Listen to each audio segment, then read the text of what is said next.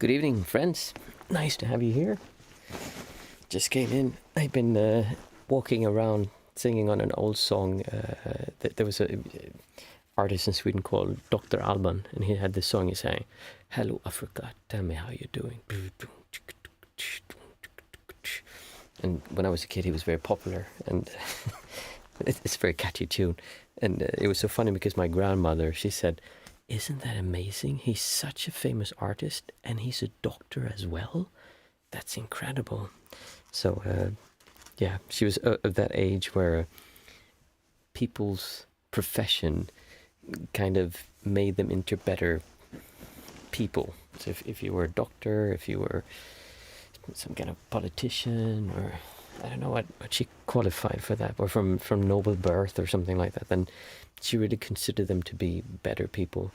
And today it's such a weird concept for most people. Not all people, but for most people, it really is a really weird concept that you would be worth more because of your profession or because of your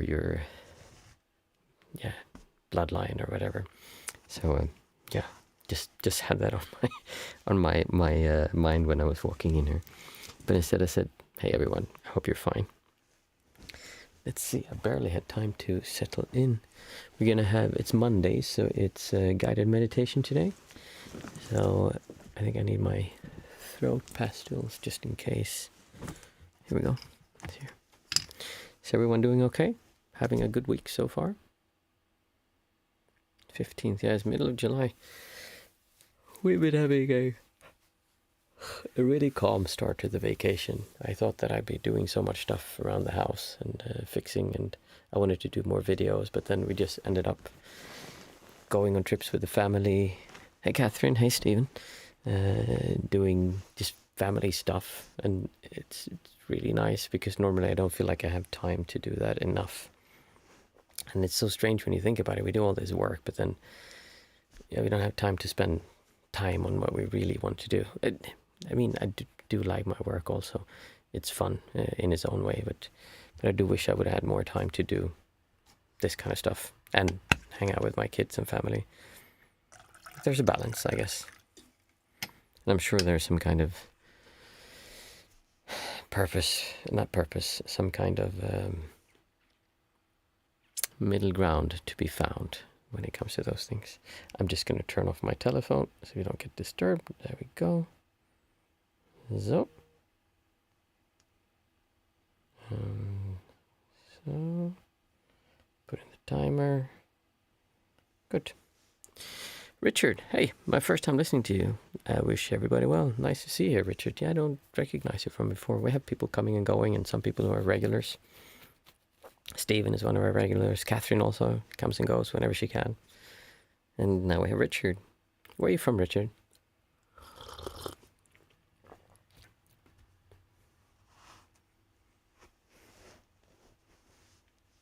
I am considering to do like live Zoom calls, kind of everyone talks about having communities, and I have thought about having that, some kind of community where we would have, maybe not as often as I do these, but we would have, say, once per month, and we just have a big Zoom call session where everyone could join.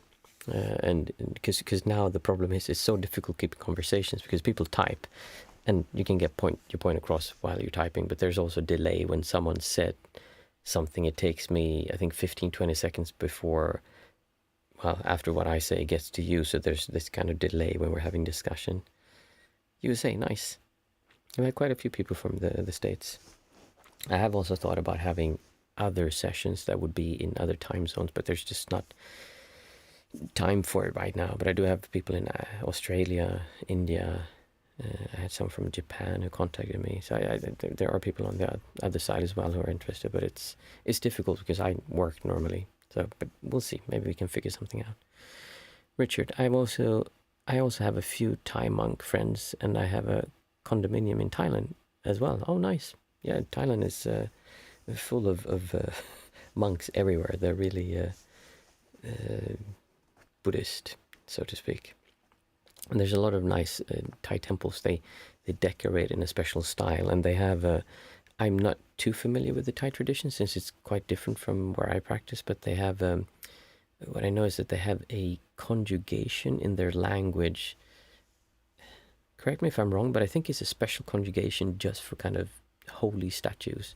So just like you would say, well, yeah, it's just the way they use their language has a special form for holy statues. I think that's how it is. Maybe it's royalty, and royalty is the same as the holy statues, meaning Buddha statues. So you don't talk about them as it. It's something else like that. Hey, mindful mama. So I always thought that was kind of interesting because when in the early age of Buddhism, there were no statues. The Buddha was kind of against everything that had to do with statues and even rules. He didn't want to have the rules, which now have become a big part of Buddhism. The bhikkhu precepts that they follow, the rules of being a monk. But in the beginning, they didn't want to have that, and they also had no statues. So what they had instead, I hope I remember this correctly, but they had a footprint and there was a Bodhi leaf. That was the sign. Instead of having a Buddha statue, they had a footprint and the Bodhi leaf, symbolizing the Bodhi tree that the Buddha sat under when he is supposed to have become enlightened. And the footstep was very likely when he was just walking. I think there's a story to that as well, but I don't remember it. So it's interesting. Hey, JVB, nice to have you here as well. Glad you made it. And today it's become very different, where we put a lot of emphasis on statues and what do you call it, paraphernalia, like stuff around us that we have with us for the meditation or for our practice, which from the beginning was completely unimportant. And also the rules and regulation, meaning behaving in a certain way or having certain rules that you follow, was not also there. That was not there from the beginning either, because it's not really a necessity for doing what we're trying to do. It just helps in some cases, but it can also be to the detriment of your practice if you get yourself attached to them and believe that you're on the path kind of when you're doing the right thing and have these rules. Yeah, it's a very interesting subject, and there's a lot of different opinions. I'm sure if you ask someone who is really into the old kind of practice, they would probably really think that it's important with these rules, whereas some who practice more freely don't consider them important. I consider them, they're kind of as in we have laws in society, meaning you're not allowed to kill anyone, you're not allowed to steal from anyone. Those are like rules and laws that we abide by. But really, you wouldn't need those laws, because everyone kind of knows that, well, obviously you don't kill anyone, and obviously you don't take that which isn't yours. But just to make sure that we know that, we have rules for that as well. Let's see, how old was the Buddha when he got enlightened? He was quite young. I'm just confusing it with Jesus. Jesus was like 30 or something, right? When he went out into the desert. I think 31 or something like that. I might, yeah, I'm not sure, but he was young. He was not an old man when he did it. Someone Google it and tell me, because I'm actually interested now as well. Oh, it's 10 past. Time flies when you're having nice discussions. We'll have more discussions after. For those of you who are new, we do usually 10 minutes before where we just chat a little bit. And I drink some tea. You're very welcome to drink tea as well. Then we do what I call I don't call it, it's called the 5 4 3 2 1 method, which is a method to bring yourself back to your senses. So we say 5 things out aloud that we can see, 5 things we can touch, 5 things we can hear, and then smell and taste. And it's to come back to our senses. We're not looking to know that this is a sofa. Instead, we're looking for the qualities of the sofa, meaning the reflection, the surface, the texture, the way this shapes, and the bulbous. Like we're looking for that, not as in, oh, I know this is a sofa. Same with the smells, the sounds, the ears. We're trying to achieve what is called, in the seeing is just the seen, in the hearing is just the heard, in the tasting is just a taste. We're just trying to use our senses without interpretation. And then we do a 20-minute sitting. After that, it's question and answers. Let's see, Richard said, I tend to only follow the ancient wisdom of many belief systems and have more of a scientific, practical view. However, most humans are searching for a way to lower anxiety, and meditation works. Yeah, absolutely, it does, for sure. Google says 35. Nice. That In my head, that sounds about right. Funny, I said that was young. And, if you would ask me 20 years ago, I would have said, like, 35? Like, that's not young. Are you kidding me? He's half dead. Now I'm 46. I'm like, yeah, 35. It's basically like a teenager. Richard, inner peace is more important than arguing opinions, because opinions really are just that. Exactly. If you come here more often, you'll see that's my point about a lot of stuff. There's a lot of people who want to bring up discussions about different traditions in that kind of sense, but I always bring it back to it's not important. Anything outside of what we can experience is an opinion, and inherently we don't know if it's true. It's just an opinion or a belief. Mindful Mama says, after 6 years of ascetic practice, Siddhartha attained full enlightenment at the age of 35. As a result, he became known as Buddha, or the awakened one. Richard, kindness and compassion does not need laws, because they have laws. I'm guessing they are higher. They are principles. Okay, I'll be quiet now. No problem. You're welcome to talk. I enjoy it. So we'll do the 5, 4, 3, 2, 1, and then we'll start the meditation. And today's Monday, so we have a guided meditation today. So first we say 5 things out aloud that we can hear, see, and then it's touch. Sorry, I'm just going to get my remote. 1 second.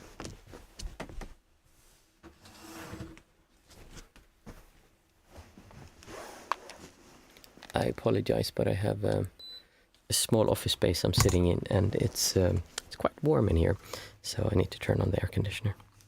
So, like I said, first 5 things we can see, 4 things we can touch, 3 things that we can hear, and then 2 things we can smell, 1 thing that we can taste. And you can say it out loud with me. Preferably say it out aloud, because it's not about just doing the things, it's actually stopping and becoming aware of them. If you're in a place where you cannot say it out loud, then just say it to yourself. But the main thing is you stop. Even if you would spend this whole time just doing, I see this, that would be fine, as long as you're really aware of what you're seeing. So I see a pillow. I see a on-off switch. I see some kind of plastic cover. I see a thermometer. And I see a fire alarm. There was 5 things that I can see. And now we take 4 things that I can touch. I can touch the brass of the bell. I can touch the fabric of my trousers. I can touch the plastic of the remote. And I can touch the fabric of the wallpaper on the walls. And then after that we do 3 things that we can hear.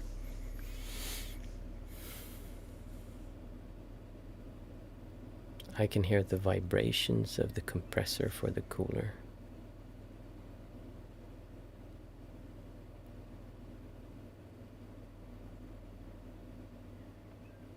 I can hear the birds singing outside.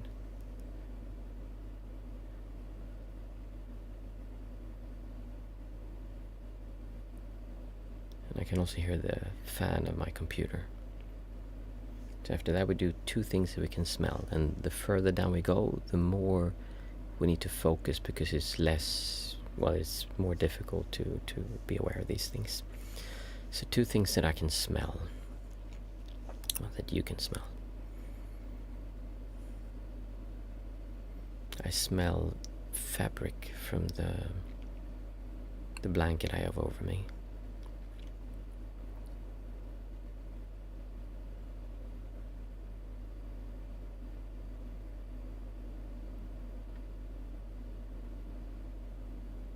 I can smell the air from the air conditioner. It has a special kind of smell. And finally, 1 thing that you can taste.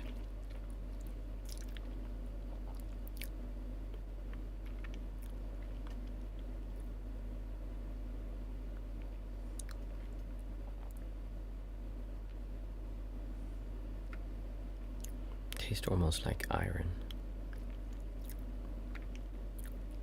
Maybe I'm bleeding a bit. Yeah, iron.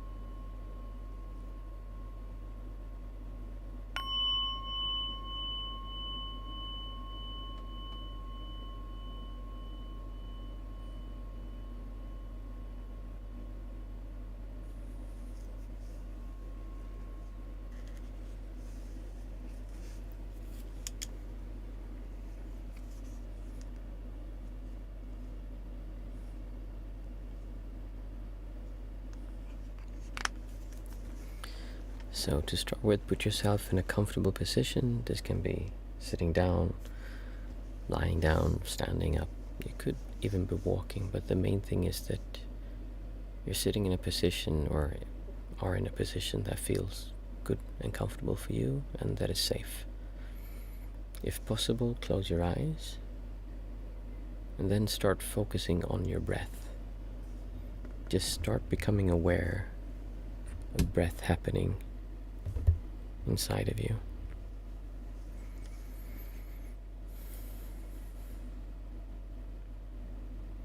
In this particular kind of meditation, we're not trying to control the breath. We're not looking for a specific kind of breath. Instead, we're just trying to step to the side and let breath happen by itself.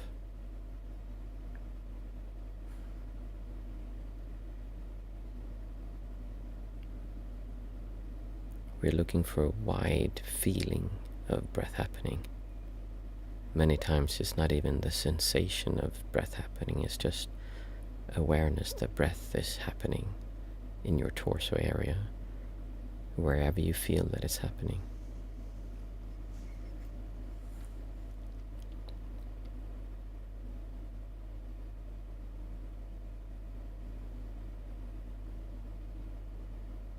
And as you bring your awareness to your breath, ask yourself if it's okay that for the next 20 minutes, just for 20 minutes, if you can let all the thoughts of what you need to do tomorrow, or the thoughts of what happened today or yesterday or before that, if it's allowed, and ask yourself who you need to ask permission to let yourself spend 20 minutes not thinking about those things, not trying to figure out your place in the universe, not trying to figure out what the best solution to the problem you're struggling with right now is, but instead just spending 20 intimate minutes with your breath and nothing else. And the answer to that very likely is you. You are the one who would give yourself permission to do that. So look inside and see if it's okay that you spend these next 20 minutes doing something as simple as just observing breath coming in and just breath going out. Breath coming in and breath going out. And to make this a little bit easier, we're going to be doing a technique where we count our breaths from 1 to 8 and then down from 8 to 1.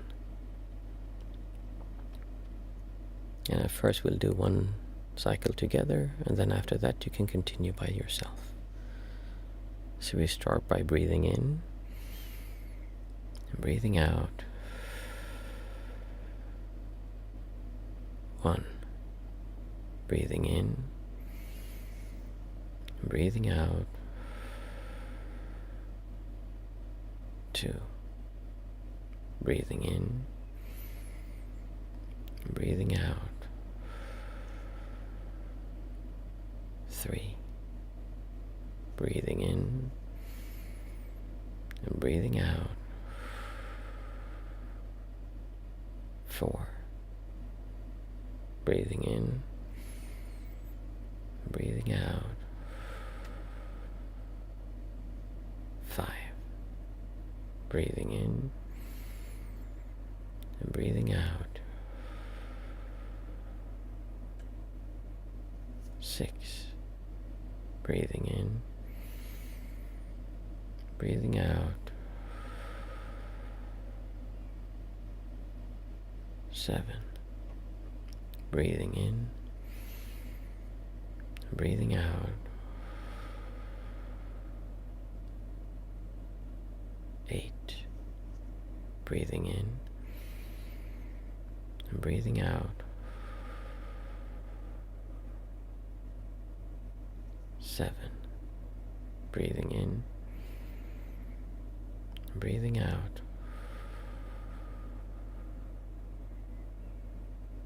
6. Breathing in Breathing out. 5. Breathing in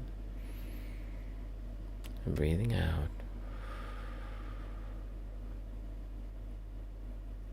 4. Breathing in and breathing out. 3. Breathing in, breathing out. 2. Breathing in and breathing out.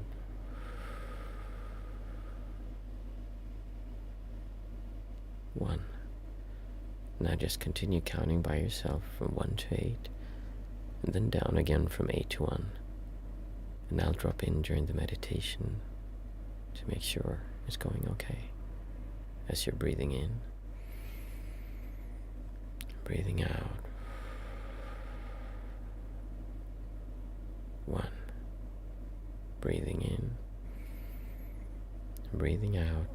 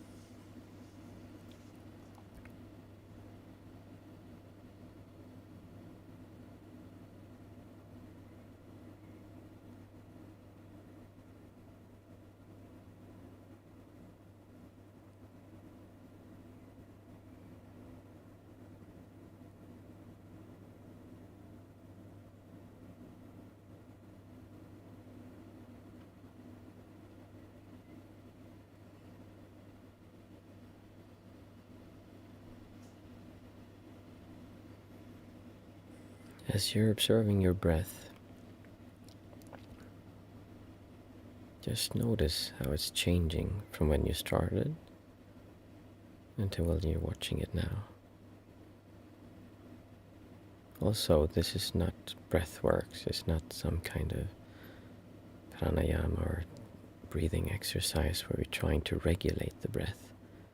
So the way that I breathe when I do the counting, when I go in and out, that's not how we're trying to breathe here, since that's not a natural way of breathing.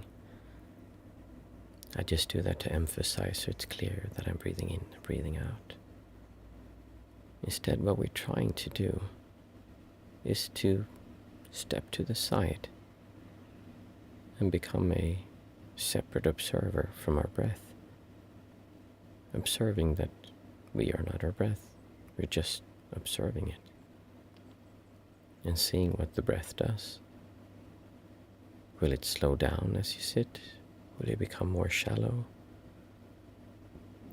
Sometimes it might become faster, more agitated. It depends on what comes up when you're sitting. But either way, there's no right or wrong. There's not a good or bad meditation. It's just what comes up right now. For some of you, that will be a calm, peaceful sitting with a calm breath. For others, it might be a jagged, painful, difficult sensation as your breath is running everywhere. And that's okay as well. It's just different phases of your meditation.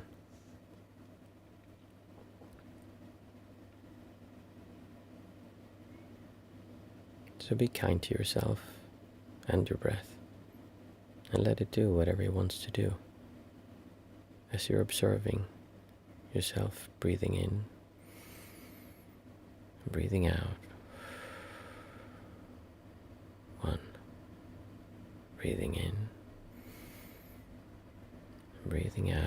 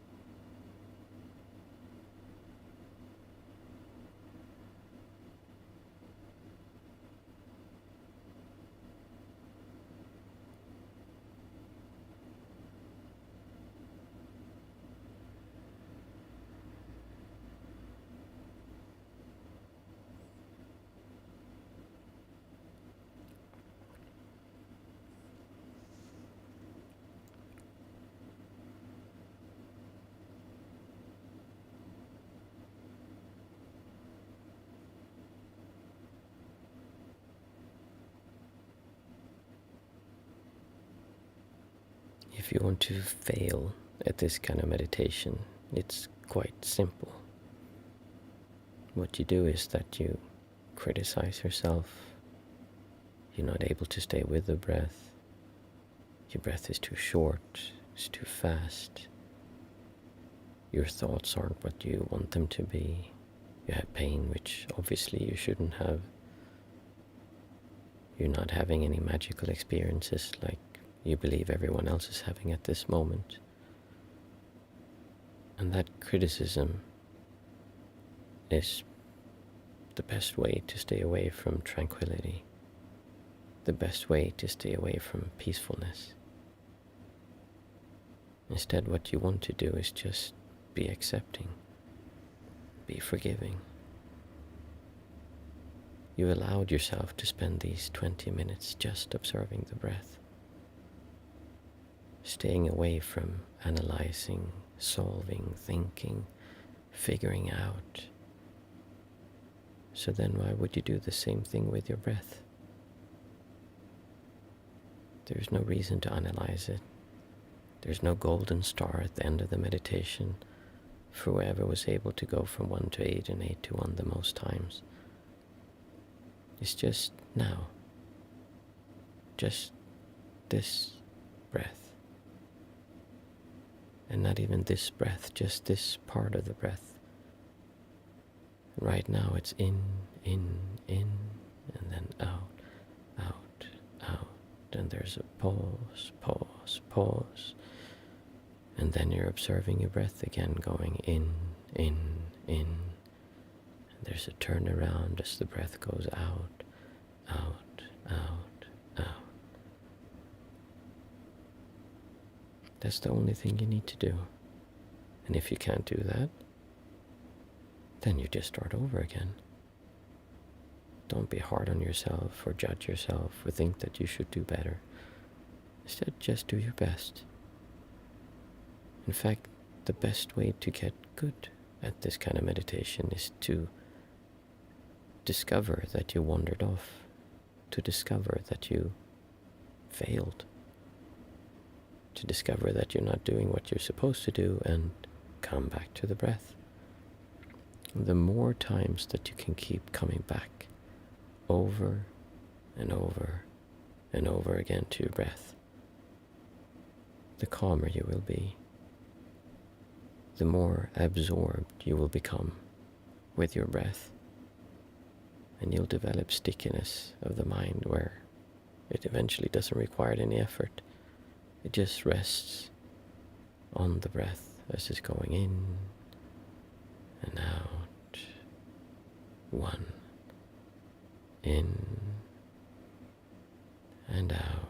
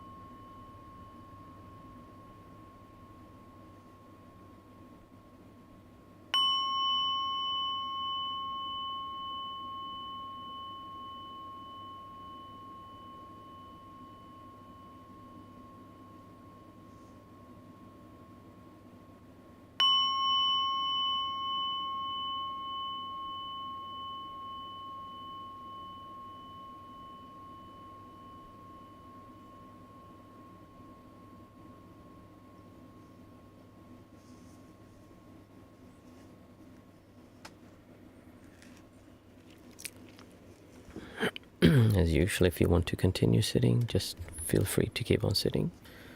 Or you can ask questions if you want to. It's not a satsang, it's a conversation where we share thoughts. Or, yeah, you can just drink a cup of tea with me also if you'd like.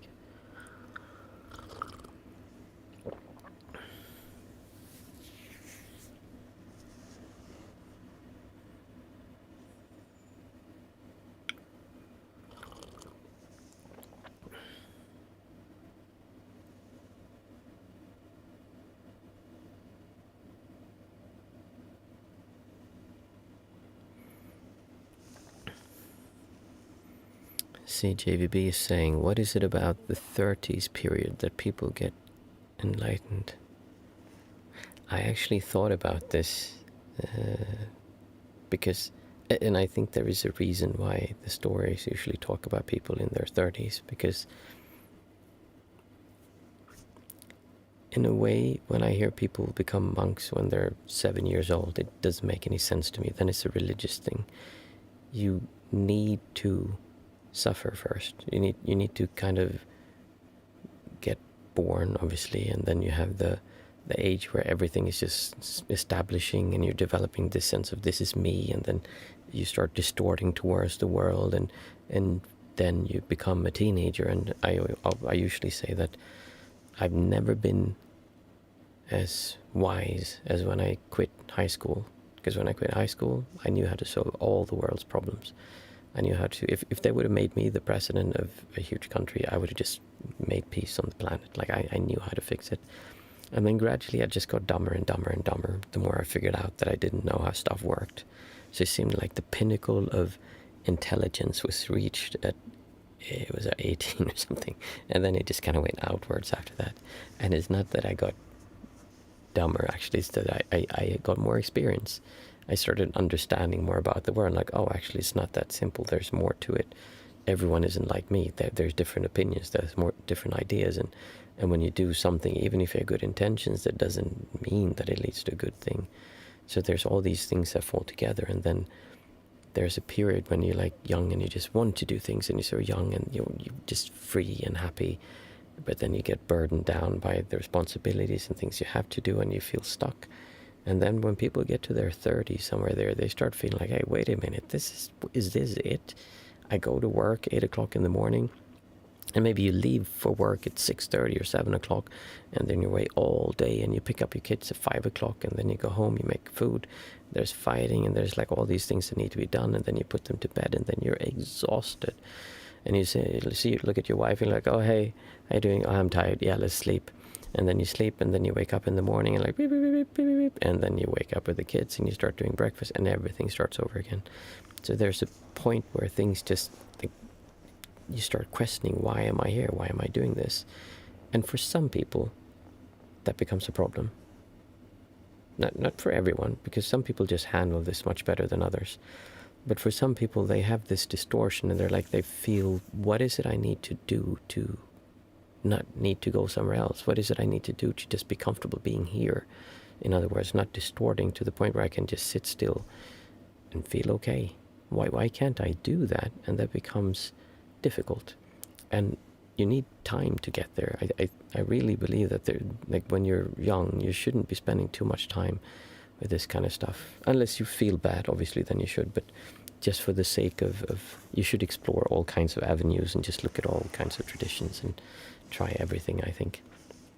But then when you get older, you've tried more things, and you probably get different perspectives. So it tends to be that when people reach their 30s, then people have questioned that for quite a lot, and they've been looking for things. So the people that we read about, they did that maybe, yeah, that's around their 30s, so they've been looking for a while. So it tends to happen in that age. It happens. I met a lot of people Western people who became monks around 30 and up a bit, 25 to 30, and then up. And then after 40, 45, it's not so common anymore. Some people did, but for most people, I would say that most Western people I met who became monks were 25 to 45 or some 40 maybe. Because you are at a young age, and then when you get older, you're more okay with things, usually. It doesn't have to be that way. I've also met people who ordain where they were much, much older. I met one man who was like 75 or something, and all of a sudden, he didn't ordain, but what he did was he moved out of the bedroom of his wife and lived in a separate part of the house, and was meditating all the time, and basically lived as a monk, and just did practice the whole time, as if though he was a monk. And I can tell you that relationship was not very healthy from the wife's perspective, but he was very happy that he was doing what he wanted to do. So there's a lot of people who feel the want or urge to do something more. And I think that takes time for that to simmer, to get to the point where you need to do something about it. And that probably happens, late 20s or something like that. So, I don't think it's a coincidence that it's in the 30s. I actually think it has to do with just the seasons of life. Like, there's no reason you would do this when you're 10 or 15. I think that's more stories of where they talk about like past lives, and then they were on this path, and that's, for me, that's just stories, kind of. I don't really pay much attention to that. I'm not saying it's impossible that someone would do something spectacular when they're young when it comes to this stuff, but it makes more sense that you need to go through life to really have good practice, I think, at least. What do you think, JVB? Would you agree? Or does it make sense?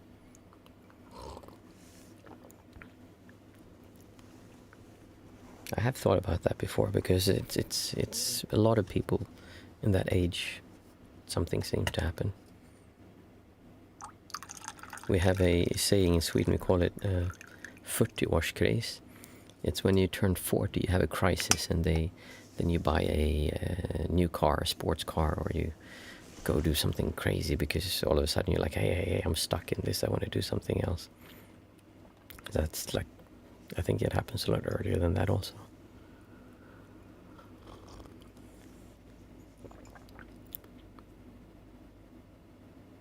That would be interesting to see if you took all the traditions and you looked at all the teachers, like what age were they when they, in their view, achieved enlightenment? Like what age were they going through this?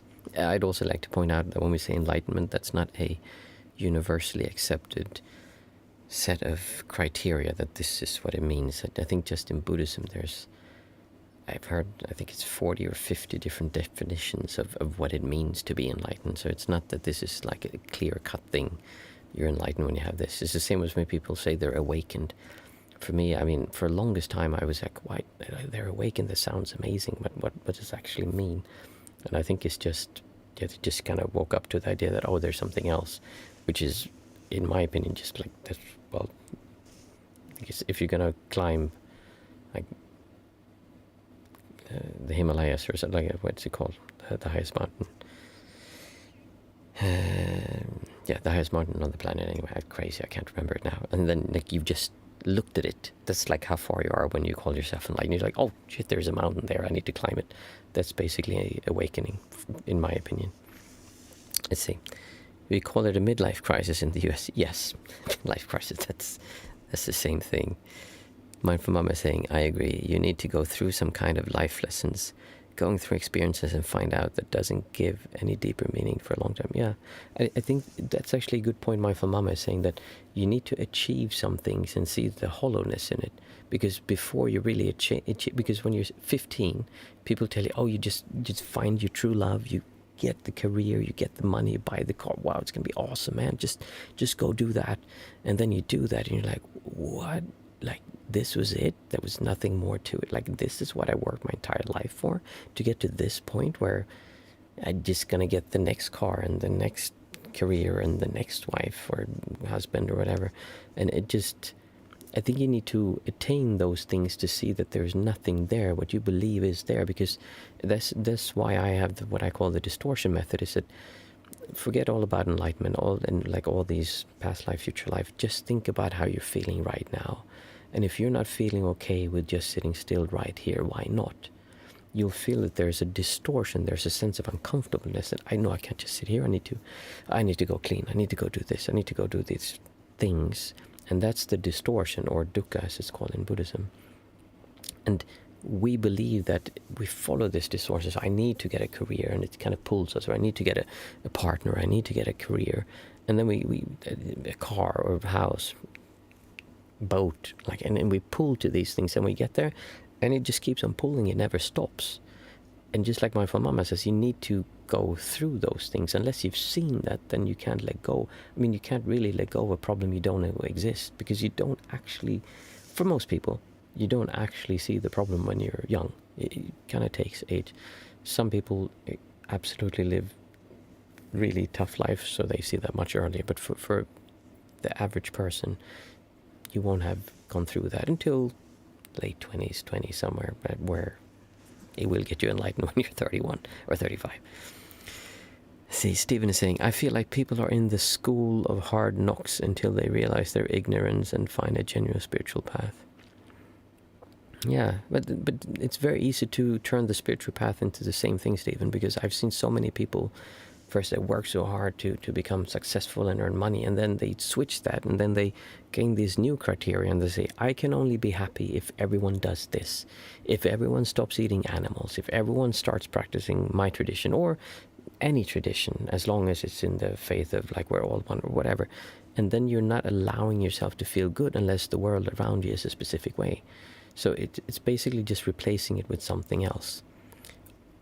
Absolutely, I agree that's a better way to go about it than trying to steal money from someone to get rich. But it's still the same problem, and you'll discover this. I saw this a lot with monastic, like becoming a monk is not a solution. Like it's supposed to be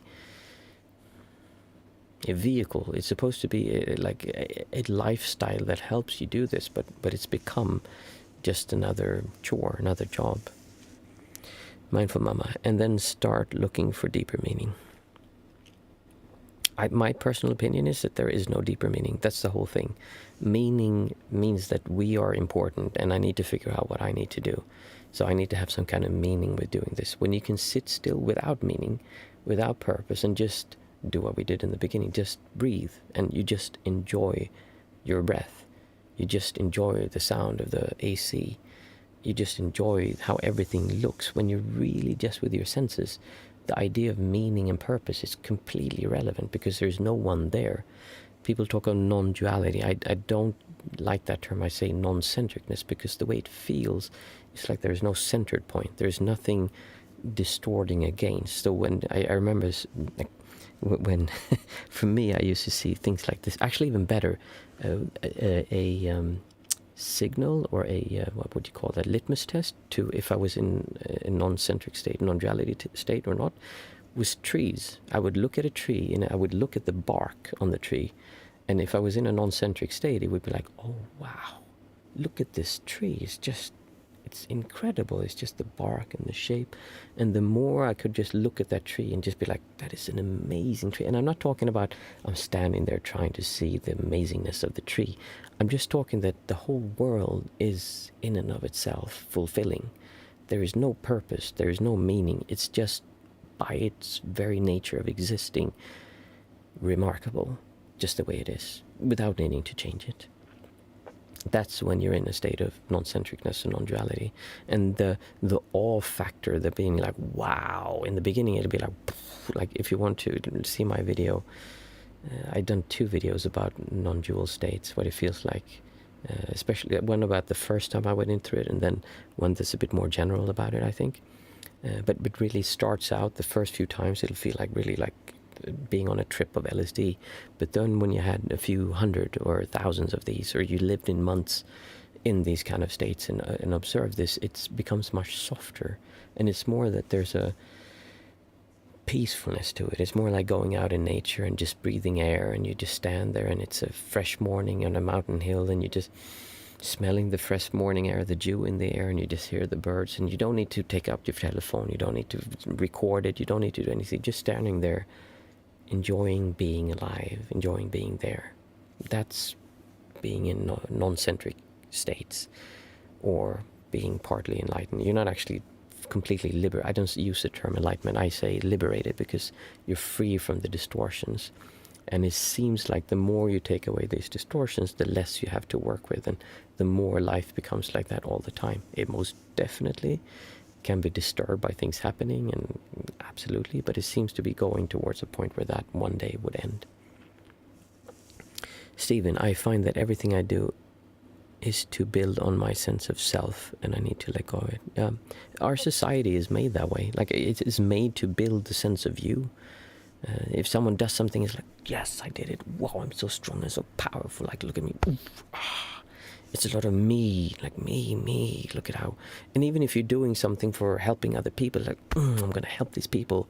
I'm going to save the world. I'm going to go out there and make everyone a vegan. And like, I'm not saying those are bad things. I'm not at all. And also for Mama, when I said that about perfect, it's not to criticize, like say that you're a bad person for saying that. I'm simply saying that when you're in a state of non-centricness, non-duality, that disappears. And you can't really understand that until you're experiencing it, and then you'll forget about it, and then you try to figure out what it was, because you thought that in that state I must have found my purpose because I didn't need to do anything. So I was obviously doing, and basically, if anything, it feels like everything is your purpose. That like you can't really do wrong. You can't. Action is just action, but at the same time, it doesn't make sense to do harmful action, because that just doesn't make any sense. Yeah, you kind of have to go and experience this yourself, and then it makes more sense.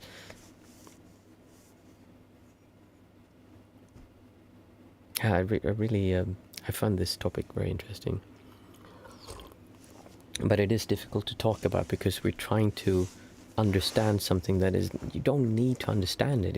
It won't matter if you understand it. If you listen to me and say, oh, I get it, I completely understand it now, I see what you're saying, I can understand, like if I have no sense of self, I'm not going to be distorting towards the world, so I'll just be okay, I don't need a purpose.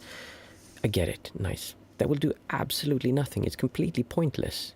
Like, it's not going to give you anything. If anything, it might help you because you know what you're looking for, but it's probably going to hurt you, because then you think, oh, I got to figure it out. And I think that's the problem with most religions and practices, is that we try to understand things when it's not that you're supposed to understand, you're supposed to experience. I mean, me telling you about what this feels like to be in a non-centric state is not because you're supposed to understand it. That's not going to give you anything. The thing is, just by listening to someone talking about it, you can kind of feel that, and you can sometimes, I've had so many people when I give talks just pop into these states and just drop their sense of self, because they just listen and they're like, oh, I recognize that part, and then they start feeling like that, and they start dropping this off, because you can kind of let yourself go into these moments of not distorting, and hearing someone else talk about it can help with doing that. So it's not at all something we need to understand. It's something you need to experience. And then when you've experienced it, and then you're inevitably going to drop out of it, then you do it again, and you drop out of it, and you do it again, and eventually become more familiar. And just knowing what you're looking for is really helpful, because I could put the term to, oh, I'm in a different dimension, and there's all these things, and I start looking for spirits, and then you're just going to drop out of it. It's not going to help. I see JVP. I can see why people get enlightened in their 30s. I'm in my 30s, and now I'm more compassionate than ever before, because how much I've gone through. Yeah, and that needs to take time. Like, you don't need to rush that part. And I remember when I was a teenager, I wanted to rush it, because I was really into. I read about astrology, and I was into all these things, and I tried to figure stuff out, and I thought that was really important. Now I have absolutely zero interest in what happens after death or before death. It's like it's irrelevant to me completely. I'd never think about those things.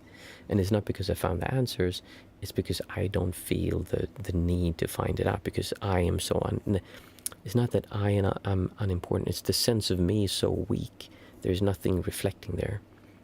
I had a discussion with Jehovah's Witnesses. They go around and knock the doors here, and we had some people one time who were here, and they were actually visiting here. And so I had to talk with them, and when they heard I was a monk, had been a monk, they were really interested and wanted to talk, and they wanted to show their view of what spirituality was, kind of. And then I could hear the woman, she had this sales pitch of like, yes, I had this thing that I was always trying to figure out what God was or something, or I can't remember what it was. But then I figured it out with this one passage in the Bible, and I understood what it's all about. And after that, I finally can find peace. And I could see how she was putting up to like, okay, now you're going to want to ask me what this is. Like, and it was something about life after death. I can't remember. And I was like, well, that's very nice. I'm happy you found that. I just don't need that. And she just couldn't understand that I wouldn't want to find that out, because for her, that was very important.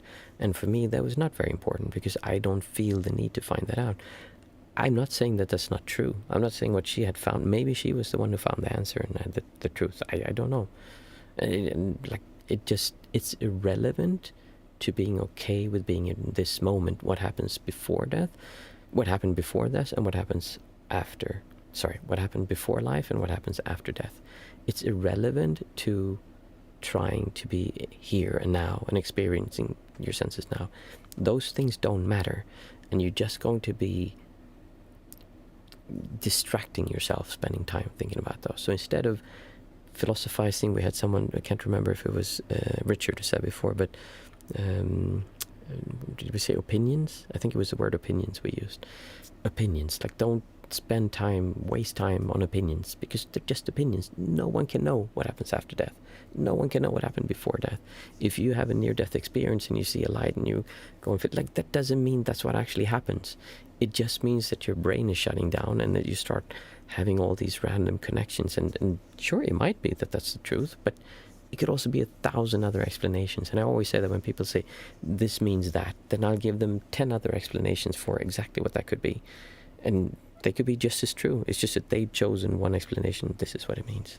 So that's why I spend zero time on opinions and ideas and philosophies of what might not be happening before, or didn't happen, or didn't happen. It doesn't matter. Like, just focus on now. Like, this moment. Are you able to, in this moment, observe it as clearly as you can, without what I call the distortion towards things, and just see them clearly? Like, this, what does this actually feel like? Because when you're in a state of non-centricness or non-duality, this is more satisfying than winning any prize, doing any kind of success you could get. If you're just fully experiencing what it feels like to feel this sofa, it would completely trump all of those. This is so much more enjoyable, because you're experiencing without the sense of self getting in the way, like thinking, oh, I felt the sofa before, I know what this is this kind of fabric, oh, it's not going to be harmful, this is something that I can touch, it comes from a sheep, and you have all these things distorting feelings. But when you really feel it, then you're, as a child who looks at this and touches it for the first time, it goes, whoa. And they can just sit and do that. They're not trying to do it, they're just fascinated by it. And the more they do it, eventually they're like, okay, I know this is safe, I know this is a sofa, and then they drop it. Yeah, it's getting late. I really like talking about these things. Thank you for the questions. I hope that my rambling gave some kind of clarity, or different perspective, I should say, because this is my clarity. This is how I see it. You might see it differently, and that's perfectly fine as well. Thank you, Catherine. It's nice having you all here. I thoroughly enjoy these evenings. It's I don't have time to do many videos right now, unfortunately, but I do always look forward to doing this, and I do take the time to come here because it always gives me a lot, and I really enjoy it.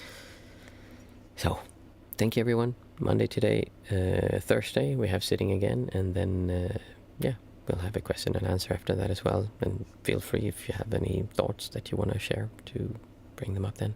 Thank you, and have a good week.